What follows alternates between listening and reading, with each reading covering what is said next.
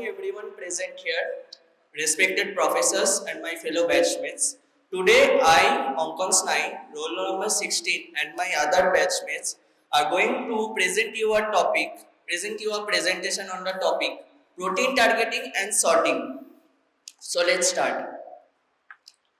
So, introduction. The correct localization of proteins is as important as their synthesis, because a protein can function properly only when it reaches its designated cellular destination. So what it means? Proteins are made in ribosomes, but each protein has an address or specific site telling it where to go in the cell, like a postal system for proteins. Why it happens? To ensure proper cellular function, newly synthesized proteins must be accurately transported to their specific destinations. How the cell knows where to send them? Protein targeting relies on specific amino acid sequences known as signal sequences or targeting signals, which act as molecular address and direct proteins to their appropriate cellular address locations. So, signal sequences and protein addressing. What are signal sequences? Signal sequences are short stretches of amino acids present within a newly synthesized protein that acts as a molecular address level, usually located at the end terminus of the protein, and it consists of 15 to 60 amino acids. It is rich in hydrophobic amino acids such as leucine, isoleucine and valine, and it is recognized by specific cellular receptors and transport machinery. We can see there are two types of signals translocation happening. This is post-translational, which utilizes chaperone molecule, and another is with translation. The SRP molecule is attached and gone into the endoplasmic reticulum lumen. Then signal peptides. So signal peptides are specialized signal sequences that direct proteins to the secretory pathway. What it contains? The typical signal peptide contain N region, which is positively charged amino acids and helps interaction with membranes. The main one is H region, which is hydrophobic in core and is essential for membrane insertion. Then C region, which contains cleavage site. And how it works? Ribosome begins protein synthesis and then signal peptide emerges. Signal recognition particle recognizes the target peptide and binds with it. Then translation pauses temporarily. Protein enters endoplasmic reticulum lumen through a translocon channel and signal peptide is clipped. Then again translation is resumed. What are targeting signals? Targeting signals are specific amino acid sequences that direct proteins to various cellular compartments. There are three types of targeting signals, which is described later by my other batchmates. Here you can see a table where the targeting sequence or compound and which is organelle targeted is given. It is described later by my batchmate. Then recognition of destination specific sequences. How are targeting signals recognized? Cells possess specialized receptor proteins that identify targeting signals. There are four major recognition systems. One, signal recognition particle. As we can see, the ribosome releases newly processed mRNA, which gets attached to the signal peptide, which is emerging. Then by the signal peptide SRP, signal recognition particle molecule recognizes and binds to each other, and then it is transported to the ER membrane, endoplasmic reticulum membrane, and then through the receptor it gets bind to the endoplasmic reticulum, transported to the lumen, and where translocation happen. Then importance, there is cargo protein which goes and forms attached to the importin alpha and beta and forms an import complex. Then import complex go to the nuclear pore complex and passes through it to go to the nucleus, and then the importin is recycled and get back all to for another cargo protein. Then TOM-TIM complex, translocase of the outer mitochondrial membrane and translocase of the inner mitochondrial membrane complexes. How it goes? The precursor protein is already there and it goes to the outer membrane of the mitochondria and enters to the TOM complex and through by the help of ATP. Then it is again pulled to the intermembrane space through the intermembrane space and pulled into the TIM complex inner membrane, and then it is released into the matrix. Then PEX receptors or perioxysomal receptors. How it happens? There are two pathway of the receptors, and PEX receptors actually recognizes perioxysomal targeting signals and facilitate transport into the perioxysomes. So from now, I am going to give the mic to Ankit Sinha. He will continue from here. So, good morning everyone. Moving toward the next topic, which is signal recognition particle and endoplasmic reticulum targeting. Proteins designed for the secretion of lysosome and cellular membrane are directed to the rough endoplasmic reticulum during this synthesis. This process is called co-translation targeting, and it mediated by a single recognition particle. So, co-translation and targeting.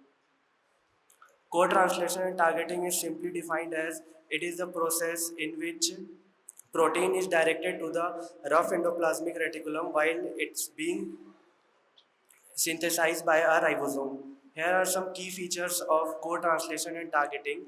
Protein synthesis and protein transportation occur at the same time. It prevents protein from being released into the cytoplasm.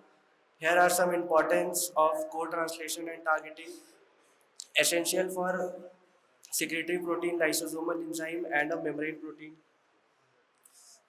In the diagram, we can see that it's a ribosome and mRNA synthesis from a ribosome, and SRP single recognition particle is attached to the ribosome part. SRP mediated recognition, single peptide, newly synthesized protein designed for the endoplasmic reticulum contain N-terminal and a single peptide. The single peptide act as a targeting signal. Functions: temporarily pause the translation, prevent prematuration folding of a protein, direct the ribosome protein complex to the endoplasmic reticulum. In the diagram, we can see that it's the ribosome part and mRNA synthesis, new mRNA synthesis from the ribosome part, and single recognition particle is being attached to the ribosome part, and it's come towards the SRP receptor and attached to the SRP receptor by GTPs. So, entry of protein into the rough endoplasmic reticulum. Translocation: as translocation continue, the growing polypeptide passes through the translocation into the endoplasmic reticulum lumen. Single peptide removal: single peptides may cleave the signal peptides. Protein processing in endoplasmic reticulum. Protein folding, diffusion, bond formation, initiate glycosylation and quality control. So the final outcome: secretory protein enter the endoplasmic reticulum lumen. Membrane protein become embedded in the endoplasmic reticulum membrane. In the diagram, we can see it's the nucleus part where nuclear envelope, nuclear pore, and it is the ribosome. It is the endoplasmic reticulum part, in which this part is rough endoplasmic reticulum and it's the ribosome attached, and here's the smooth endoplasmic reticulum part. So for next topic, I would give the mic to next team member Anu. Good morning everyone, this is Anu Sneha, and next topic we will be continuing from the protein modification and sorting in the Golgi apparatus. The Golgi apparatus is the processing and packaging center of the cell. It receives the synthesized protein from the rough endoplasmic reticulum and modifies, sorts and packages it for the travel to the final destination. It consists of the flattened sac-like structures called cisterna. The three functional regions are cis, trans and medial. Protein modification in the Golgi. Newly synthesized protein enters from the rough endoplasmic reticulum to the cis phase of the Golgi. Inside the Golgi, it travels from the cis phase to the trans phase. In the as the protein 10 passes, minutes. as protein passes inside the Golgi apparatus, it undergoes glycosylation, phosphorylation, sulfation, and proteolytic processing. These modifications are important for the functional and the stable function of protein. Glycosylation is the addition and modification of the carbohydrate chains on protein. Its function is protein stability, protein folding, cell recognition, and stability. Phosphorylation is the addition of phosphate groups important in lysosomal enzyme activity. Sulfation is the addition of sulfate groups. It's common in the glycoproteins and proteoglycans. Proteolytic processing is the cleavage of precursor protein, converts inactive proteins into active forms. Sorting at the trans-Golgi region. The trans-Golgi region is responsible for directing proteins to their final destination. Proteins are sorted to the lysosomes, plasma membranes, secretory vesicles, and extracellular spaces. Packaging into transport vesicles.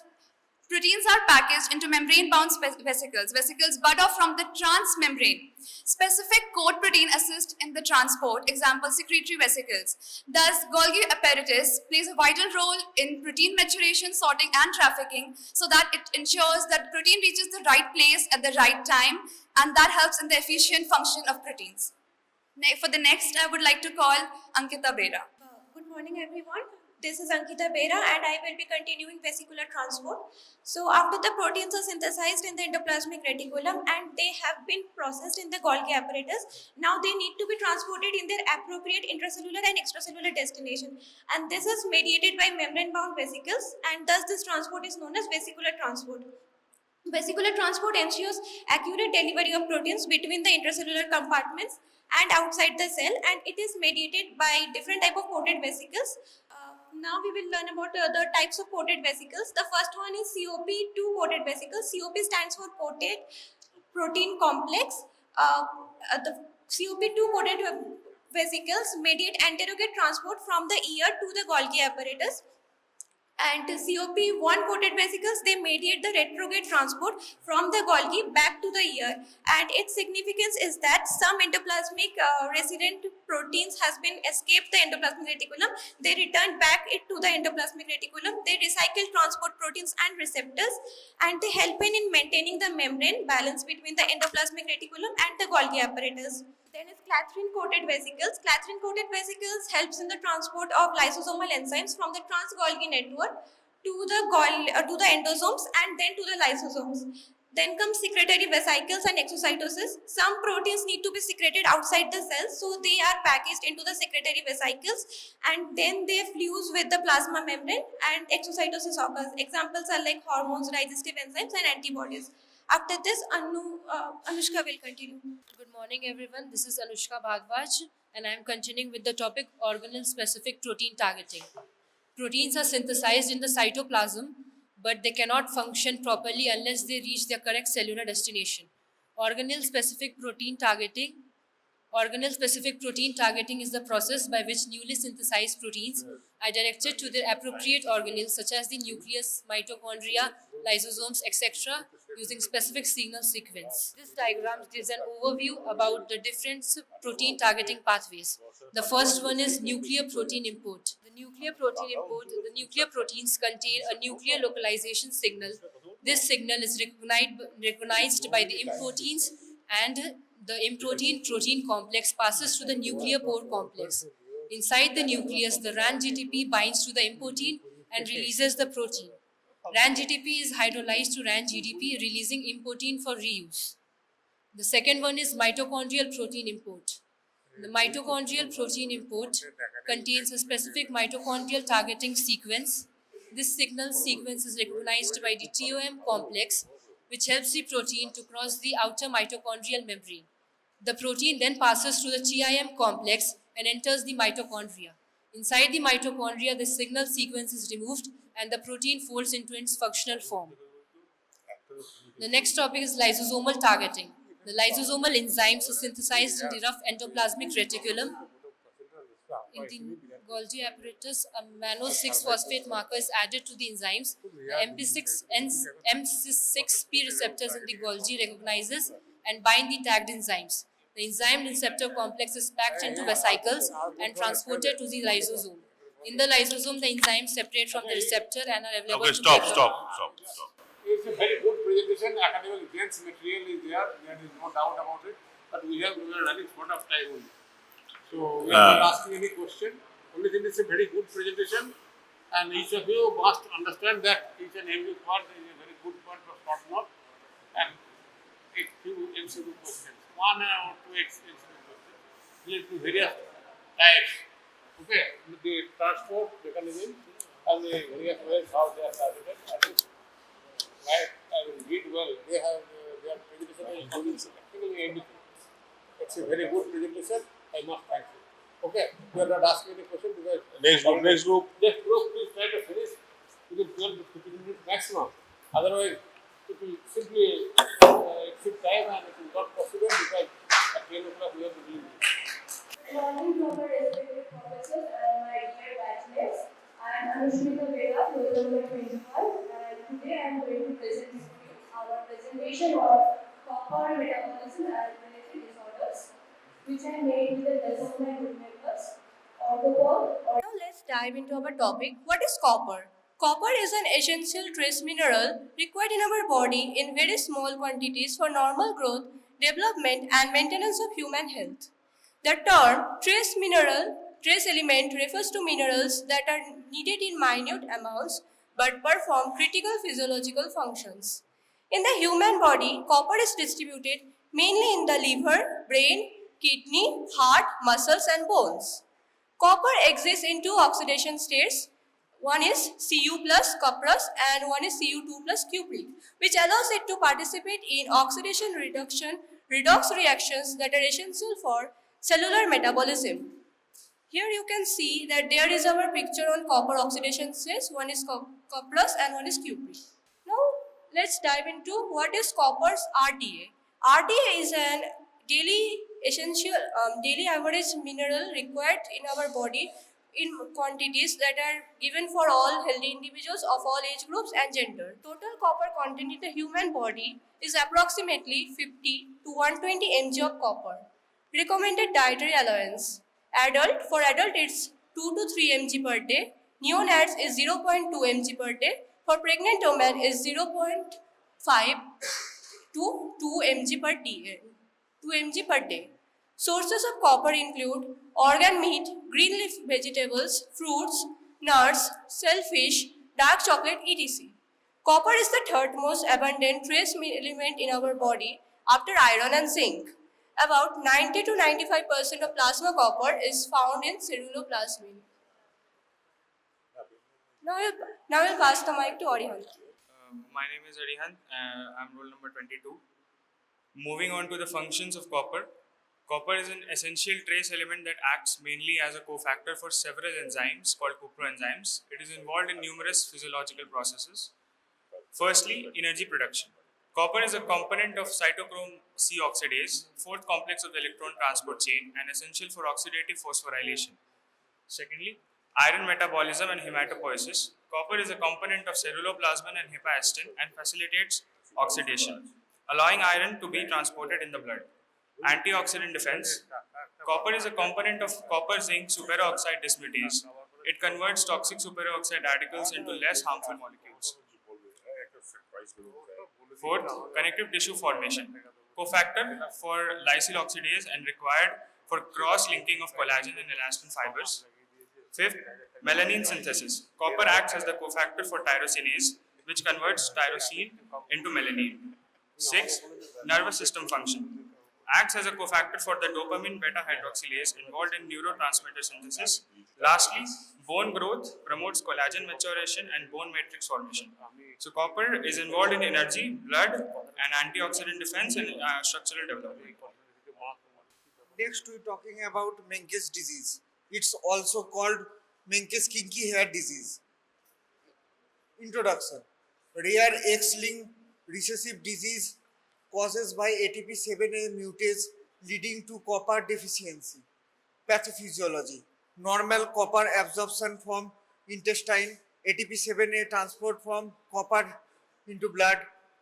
In Menkes disease, defective copper transport, reducted copper, different enzyme activity, clinical features.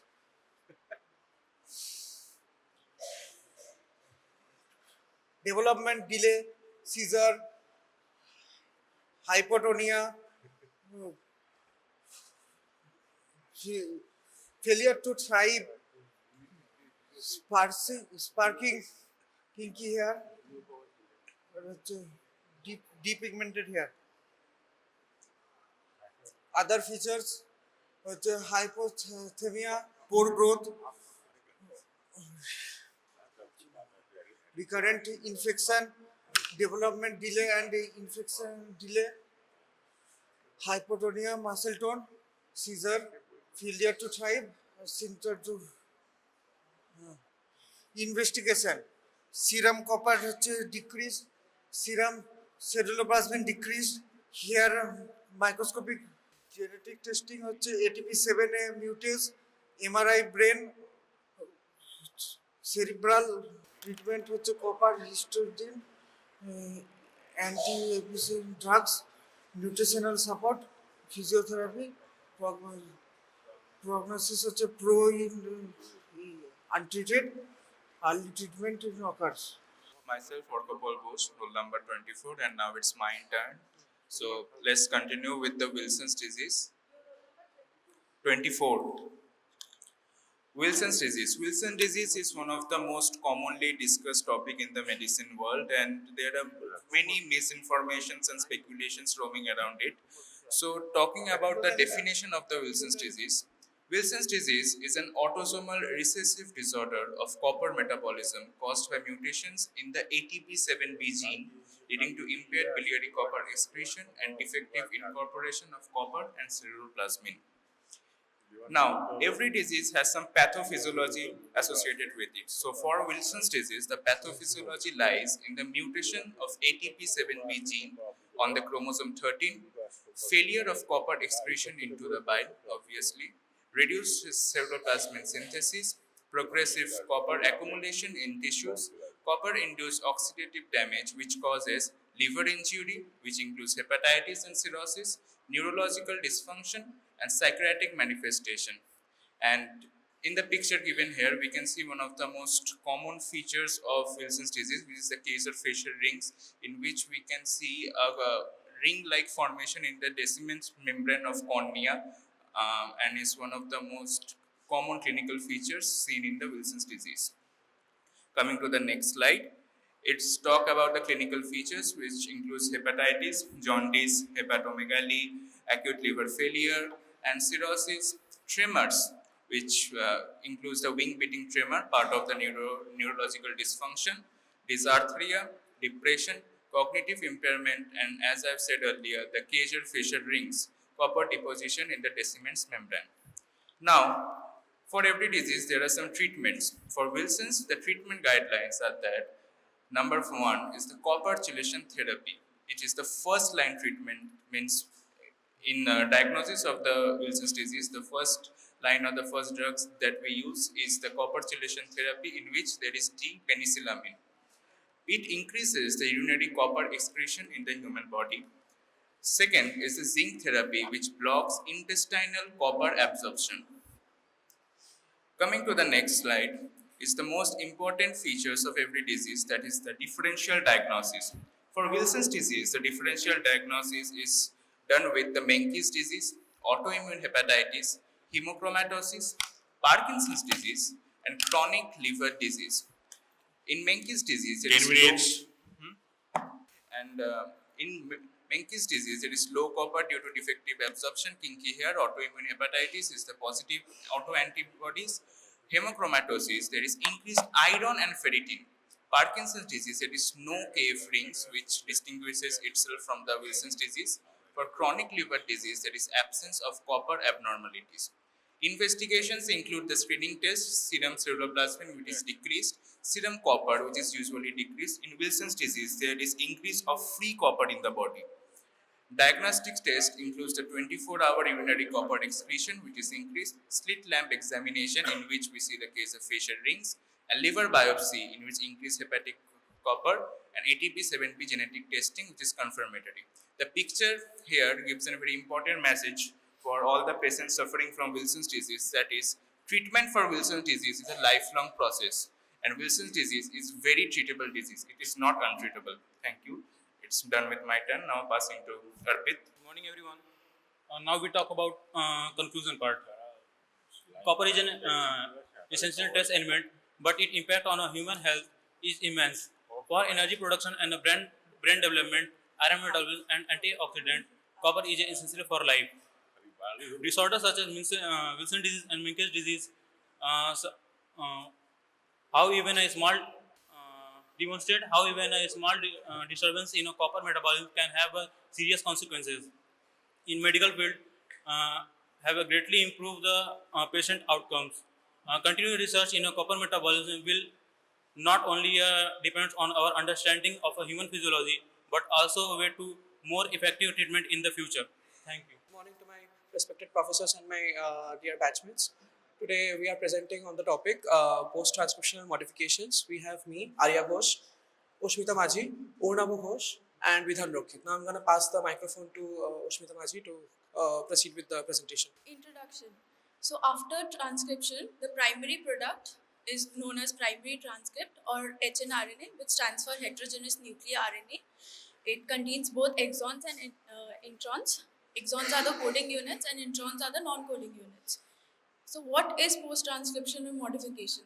It is the conversion of hnRNA to fully matured and functional RNA with the help of enzymes. It occurs in the nucleus and is then exported to the cytoplasm. Biological significance. So why do eukaryotes invest so much energy in RNA modification? First one is protection, to prevent degradation from the to bind and for the translation to begin. Fourth one is diversity. Alternative splicing allows one gene to code for multiple proteins. Major mRNA modifications. There are 3 events. First one is 5' capping, which is the addition of a 7-methyl guanylyl cap to the 5' end. Second one is 3' polyadenylation, which is the addition of polyadenylate tail to the 3' end. Third one is RNA splicing, which is the removal of introns and ligation or joining of the remaining exons. 5' capping mechanism. So the 7-methyl guanylyl cap is attached to the mRNA with the linkage, which is known as 5' to 5' triphosphate linkage, and this is the linkage which prevents the degradation and makes it immune to the exonucleases. The methyl donor over here is S-adenosine methionine. The enzymes involved in capping mechanism are RNA triphosphatase, which removes the terminal gamma phosphate from the 5' end, guanyl transferase, which adds the GMP from GTP in the 5' to 5' orientation, guanine 7-methyl transferase, which methylates the guanine at the 7th position, and 2'O-methyl transferase, which methylates the ribosome of the first 1 or 2 nucleotides. I would pass on to Arunabha to present the upcoming slides.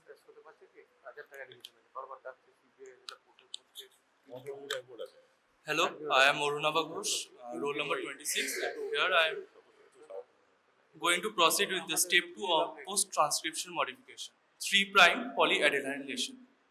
The 3' end of most mRNAs except histones end in a tail of 100 to 250 adenine residues. The signal sequence here is the poly A signal, which is a conserved hexanucleotide, AA-U AAA. The cleavage occurs at the 20 nucleotides downstream of this signal. The enzyme polyadenylate polymerase PAP adds the adenine residues without a DNA template. The role of the poly A tail. There are 3 functions of the poly A tail. The first one is the stability.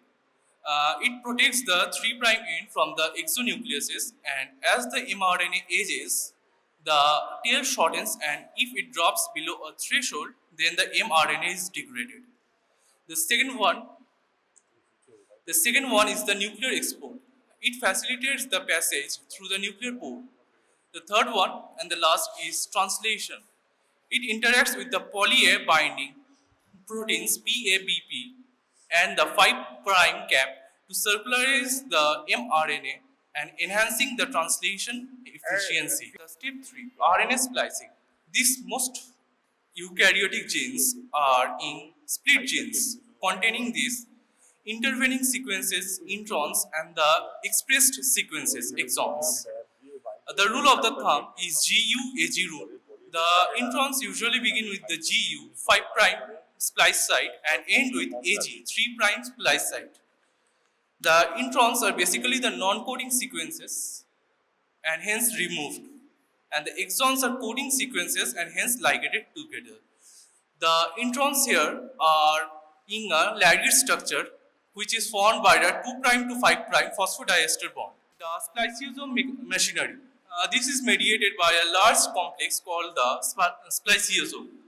It is basically composed of snRNPs, small nuclear ribonucleoprotein particles. The snRNAs are U1, U2, U4, U5 and U6. The U1 snRNP binds the 5' splice site and the U2 snRNP binds the branch point adenine, and the U4, U6, U5 complex completes the catalytic core. Let's talk about the machinery now. So in the machinery, we have two transesterifications, as we can see. In the first reaction, the 2' OH of the branch point adenine, it attacks the 5' phosphate of the intron to form a 2' 5' phosphodiester bond. Now the second reaction is the 3' OH of the released exon attacks the 3' splice site. This joins the two exons and releases the lariat, which is the loop-like structure. Note here is that no ATP or protein is involved. Now we have alternative splicing, which is a process by which different exons together join to form a distinct mRNA from a single gene. Stop. What else? tRNA processing, RNA editing, pathology,